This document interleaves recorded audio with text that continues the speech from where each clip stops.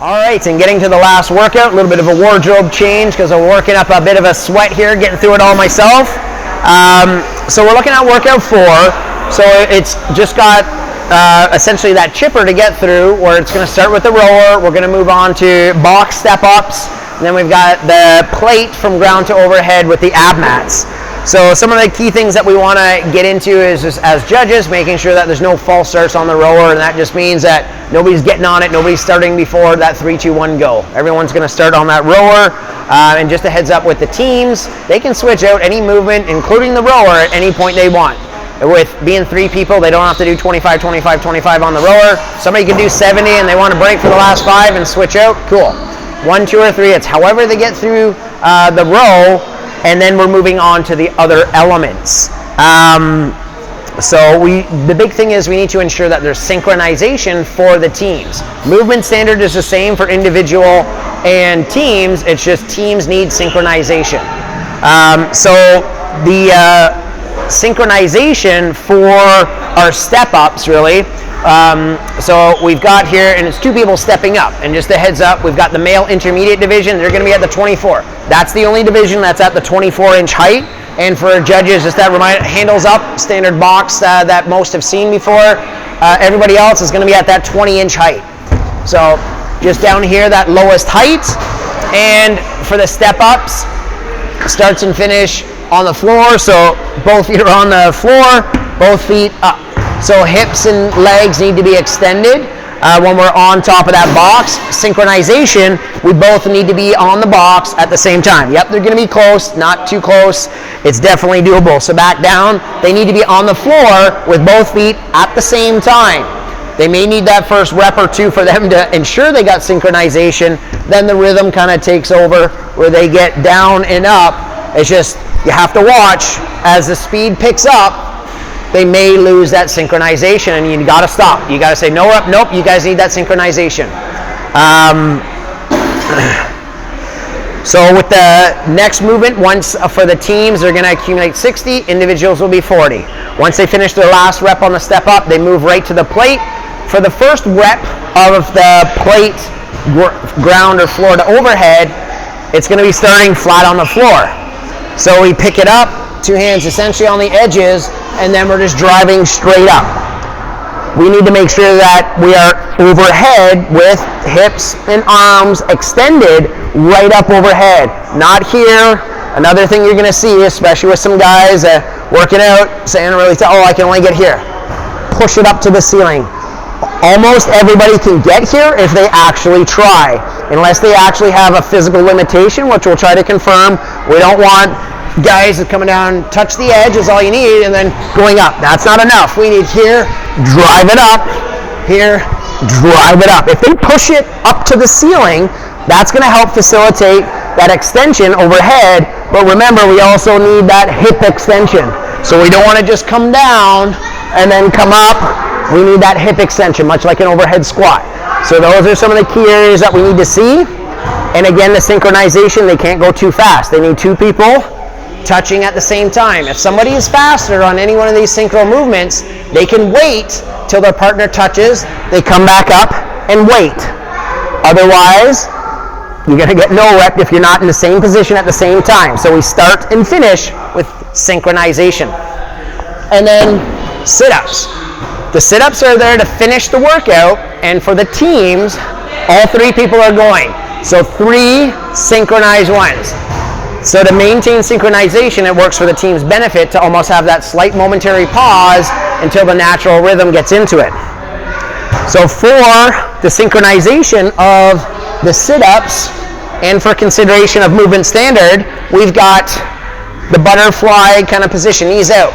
There is an ab mat. The ab mat is not required, but it will be available.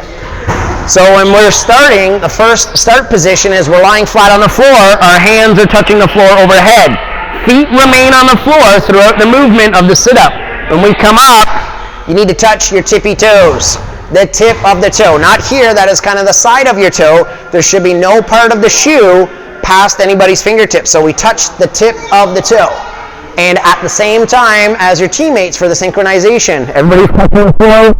As we come up, touch, if they're going too quick, if somebody's going fast and their teammates aren't doing it at the same time, those reps do not count. So for the team, they're going to get their, I think the 30 reps to finish of the synchronized sit-ups. Then the individuals finish with the 20. Once they hit that last setup, they're done for the day.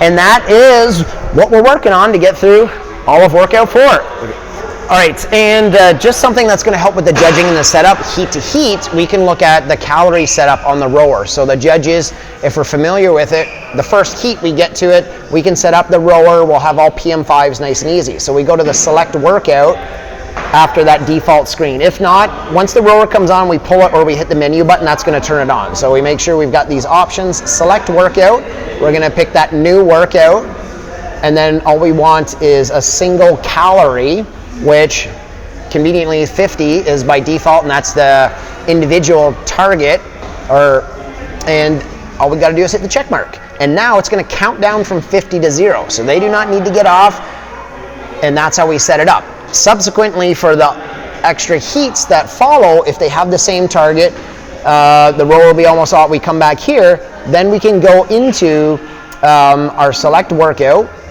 and then we can hit re-row. Once we hit re-row, it's going to be the last exercise of the last workout, which was the 50 calorie row. It's going to be there double check, so it's a 50, and make sure that we're on 50 versus 75 for the team, and then we can hit that check mark, and then we're ready to go.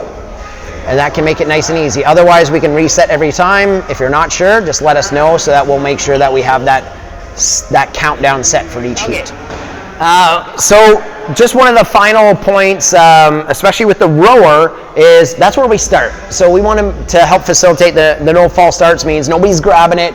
Like, we should be on here, we can be strapped in, sitting tall, hands are kind of ready. At 3, 2, 1, go, that's when we grab it. So we want to make sure the handle is in that cradle or the holster, it's not all the way up. So only at go, that's when we grab it, and then they can start driving into their row. Once they hit their target calories and ready to get off, they're in, they get their feet out, and then they go. They can set up however they like on that rower with the damper setting for the fan, and then the footrest as well. That's their choice, how they do it, and if they're going to switch it for each individual that gets on, it's how the team wants to manage that. Other than that, we want to look at our synchronization. It's synchro. It's not just being on the same rep. They got to be at the start point and the finish point at the same time for those elements. The step-ups, the plate to overhead, and the ab mat sit-ups, or sorry, just the sit-ups. You know, the ab mat, again, that is will be available but not required. And with the plates, that first rep, again, it's starting flat, so the person who's finishing that row, the other two are not there already grabbing the plates. The plates need to be flat on the floor when that rower hits that once it hits 0, because we're counting down. That's when they can pick up that the plate and put it overhead. And again, if one team member is faster during the synchronization, that's okay. They just need to wait in the finish position or the start for the next one until their partner gets to that point. If they leave, or if they start moving on to the next rep before their partner or teammates finish that subsequent rep, it's a no rep, and they'll have to hopefully get synchronization on the next one to make it count towards their total. So that's the important part of synchronization. And again, with the sit-ups, feet should be on the floor. We're not rocking, like kicking and getting that momentum into the sit-ups. Feet might come up like a millimeter. The intent is we're not rocking in, the feet are not coming up off the floor to use that momentum. And if they are using the ab mat, it should be where ab mats are used. It's not behind the shoulders and not as your head. We're not sitting on it on our butt. It is there for that lumbar arch. Other than that, that's what we got for Festivus today. Right, for the workout 4, individual scoring, this is going to be an 8-minute time cap.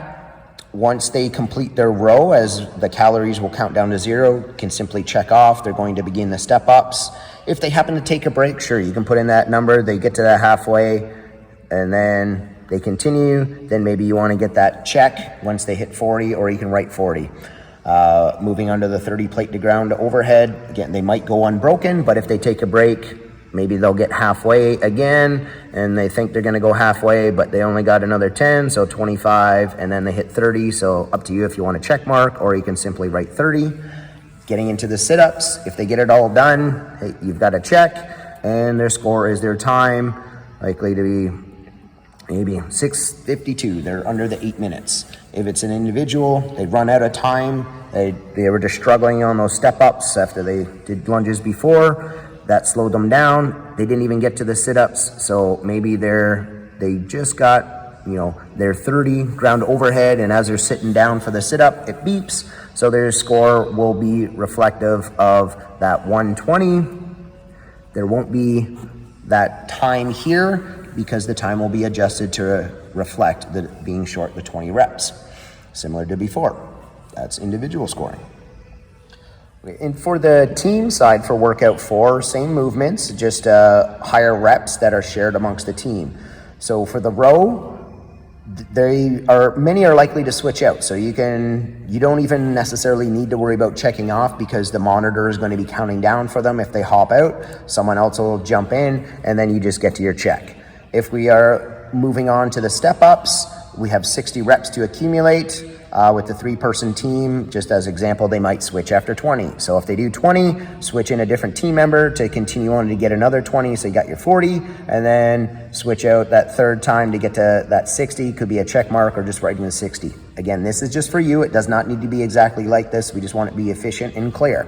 Moving on to the plate ground to overhead, similar fashion as the step ups, because it's a 2-person, they may switch out. So keeping it consistent, it could be 15, then they switch out, do 30, and then it could be that check to finish off, they hit the 45, or you could write 45 down, whatever works for you. And then all 3 need to be down doing the sit-ups, and you're just watching through that. It will be fairly steady. Don't know that they'll be doing 30 unbroken at that point, but it's just all 3 are moving, synchronized, and you can either put that check or write down the numbers as they take the break and counting where you're at. Again, the time is going to be less than 10 minutes if they complete. Maybe that 9:58, they just squeaked it in there. Cool, that's your time. Or say they're only 15 reps into the sit-ups when time runs out. So then we will be looking at, you know, the 180 plus the 15, so that they are going to be at the 195. And then we will have that reflected in their actual time with the scorekeeper, you know, having the right math to adjust the score on top of the time cap. Bottom part, just as the others.